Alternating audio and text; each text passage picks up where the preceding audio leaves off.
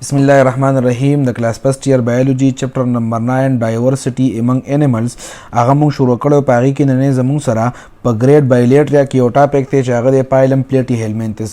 ګریډ بایلیټریا کې زموږ سره هغه انیمل راځي چې د هغې باډي زموږ سره په یو پلین باندې ایکول پارټ ته تقسیمیږي هغې ته ویلی شي بایلیټرل سیمیټري نو په هغې کې زموږ سره دا پایلم دی ښه دا پایلم زموږ سره نوم چې کوم دی چا یوز کړی و دا ګیجمبر زموږ سره په 1859 کې دا نوم د یوز کړی دی ساینټسټ ټیک شو دا کم انیمل دی ګوره پلیټیز ویلی شي پلیټ ته او هیلمنټس ویلی شي وارمز ته یعنی دا زموږ سره فلیټ وارم ورته هم ویلی شي دویم نوم د دې څه ویلی شي فلیټ وارم یعنی پلیټي هیلمنټس ته دویم نوم پلیټ وارم ویلی شي ولې ورته ویلی شي ځکه چې د دې باډي زموږ سره ډارسو وینټرلی فلیټنډ ده ډارسو وینټرلی څه ته ویلی شي مونږ د یو ارګانیزم مخکنی د مخ دا طرف چې کم دی دې ته مونږ وینټرل طرف وایو او د ملا دا طرف چې شاته کم دی دې ته مونږ ډارسل طرف وایو نو مطلب دا دی چې په دې کې کم وارمز دي یا د کم انیملز دي دا مخې طرف ته او شا طرف ته پلیټ دی د زموږ سره هموار دي ټیک شو مخکې او شا طرف ته فلیټ دي زموږ سره نو ځکه دې د زموږ سره فلیټ وارم ورته ویلی شي ښه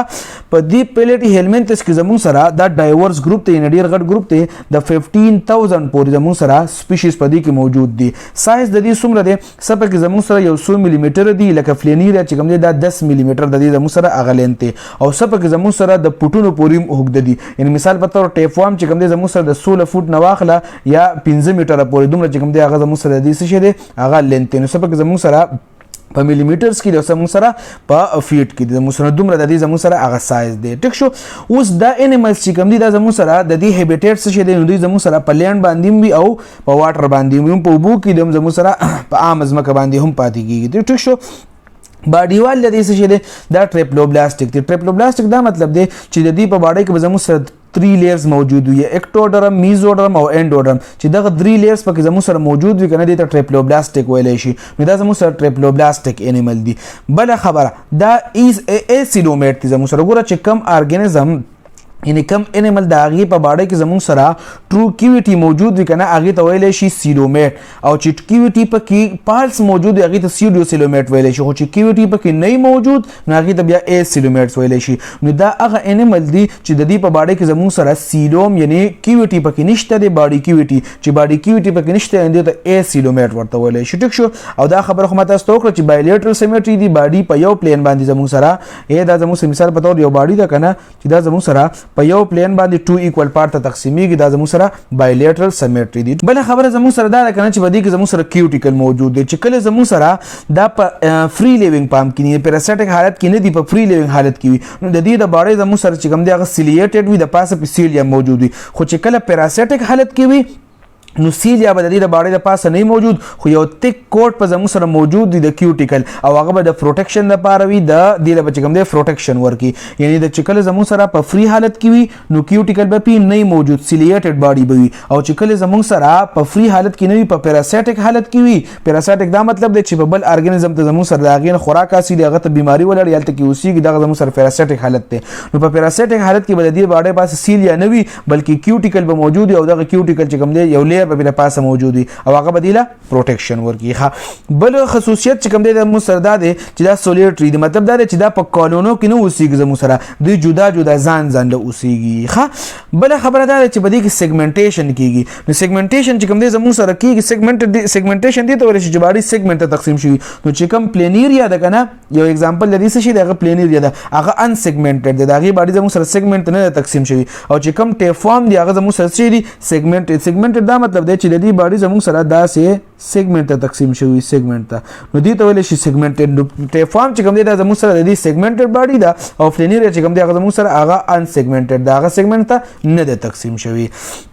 نیوټریشن چې کوم دی زموږ سره دا به زموږ سره پیراسایټک هم کېدلی شي او فری لیوینګ هم کېدلی شي څه به پکې زموږ سره داسې چې هغه به پیراسایټک وي یعنې بل ته به بیماري ولاړي او څه به زموږ سره فری لیوینګ حالت کې هغه اوسېږي بله خبره پکې دا ده چې په دې کې هوک او سکر موجود دي هوک او سکر پکې د څه لپاره دي ارګن اف اټیچمنټ دي زموږ سره د څه په حالت کې د هوک او سکر په حالت کې خو کله چې دی زموږ سره پیراسایټک وي یعنې چې بیماري ولاړي بل ته که نه پیراسایټک حالت کې نو په دې کې به هوک او سکر وي مطلب د سکلو دپاره د انختلو دپاره په دې کې زموږ سره دا ارګن موجود وي هوک او سکر پکې موجود وي خو اوس موږ وایو چې په دې کې ډایجسټیو سیستم څنګه دی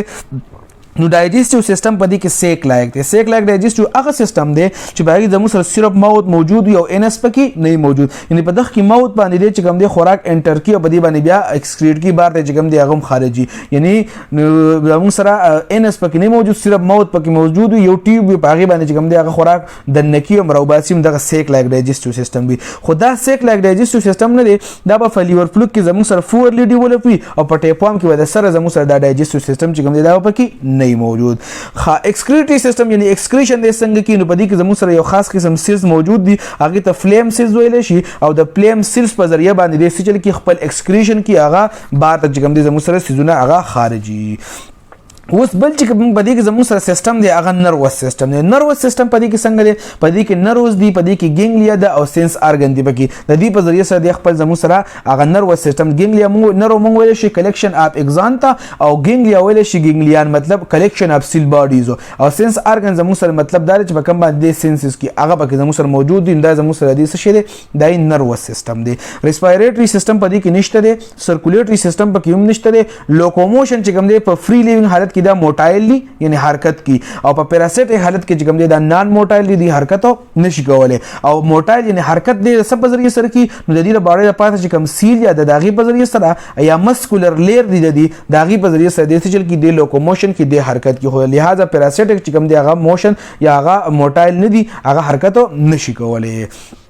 بل خبره په دې کې دا ده کنه چې دی ریپروډکشن څنګه کی، نو یاد ساتئ چې دی زموږ سره ای سیکشوال ریپروډکشن هم کی او دی سیکشوال ریپروډکشن هم کی. یعنی ای سیکشوال ریپروډکشن زموږ سره د فیشن په ذریعہ سره کی یا د ریجنریشن. فیشن موږ ویلي دي چې یو باینری فیشن دی او بل زموږ سره ملټیپل فیشن دی، یا د باینری یا د ملټیپل فیشن په ذریعہ سره د خپل نسل سیوا کی، او یا زموږ سره د ریجنریشن په ذریعہ سره چې د باډي نه یو پارت زموږ سره کله کټ کړی شي او دوباره چې کوم دی زموږ سره دغه پارت یا دغه پارت زموږ سره نوې ارګانیزم زموږ سره جوړي دغه ریجنریشن. یعنی د ریجنریشن او د فیشن په ذریعہ سره زموږ سره د سچل کی دی ای سیکشوال ریپروډکشن کی. او سیکشوال ریپروډکشن څنګه کی؟ دا هرمافرودایټ دی. هرمافرودایټ موږ هغه ارګانیزم ته وایي چې باغی کې میل او فیمیل زموږ سره په یو ارګانیزم کې موجود دي، ته هرمافرودایټ ویل شي. نو مطلب دا دی چې سیکشوال ریپروډکشن پکشته میل فیمیل گیمیټس پکې موجود دي، خو میل فیمیل گیمیټس چې کوم دي دا زموږ سره په یو ارګانیزم کې موجود دي، نو ځکه دې زموږ سره هرمافرودایټ ویل شي. ښه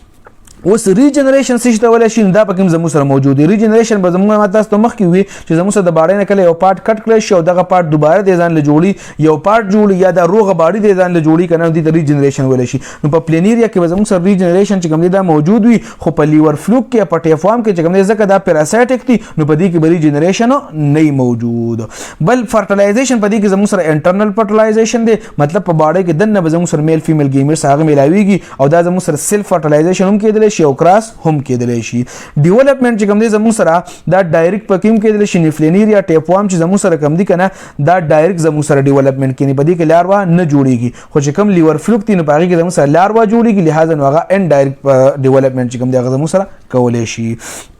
اگزامپل د دې زموږ سره چې کوم دی زموږ سره ډوګیشیا دا د ساينټیفیک نیم دی فلینیریا ته ویل شي او دا په فری لیوینګ حالت کې زموږ سره اوسېږي. او بل زموږ سره فیسکولیا چې کوم دی زموږ سره هغه لیور فلوک ته ویل شي، دا انډو پیراسایټ ته یعنی په باډي کې دنه زموږ سره دا پیراسایټ یعنی په باډي کې دنه زموږ سره دا ډیزیز کاس کې ولته اوسېږي. په شیپ کې په هیومن بینګ کې او په سنیل کې زموږ سره دا انډو پیراسایټ دی. او ټینیا چې کوم دی زموږ سره ټیفوم ته ویل شي، دا هم انډو پیراسایټ دی په هیومن کې او په کیټل یا په پیک کې بل زموږ سره، او دا په ریبن لایک باډي چې کوم دی زموږ سره دی موجود دي. اوس زموږ سره امپورټنت د دې څه شی دی، یعنی د دې څه اهمیت دی زموږ سره د فلیټي هیلمنتس. نو یاد ساتئ دا مختلف قسم بیماریاں ولاړي، لیکن لیور فلوک او ټیپوام چې کوم دی دا زموږ سره بیماریاں کاس کی په شیپ کې په ګوټ کې په کاو کې بفیلو کې او په هارس کې په دې کې مختلف قسم بیماریاں دا کاس کی. او چې کوم زموږ سره ټین یا سیجنیټا دی یعنی ټیپوام چې دی دا زموږ سره انفیکشن کاس کی په انسان کې په هیومن کې. نو د دې د وجه زموږ سره دا باډي چې کوم دی انسان د باډي چې کوم دی هغه گروث نشي کولای، او بل چې کوم دی زموږ سره علامات دي چې ناز یا زړه ورته شيږي، وزن به زموږ سره کمیږي، ویټ په لاس کېږي، او ابډامینل فین به زموږ سره درد به په خېټه باندې، او د دې علاوه نروس کېږي به زموږ سره. دا قسم بیماریاں چې کوم دي زموږ سره دا د پلیټي هیلمنتس د وجه نه زموږ سره ولاړېږي. دا زموږ سره فایلم فلیټي هیلمنتس.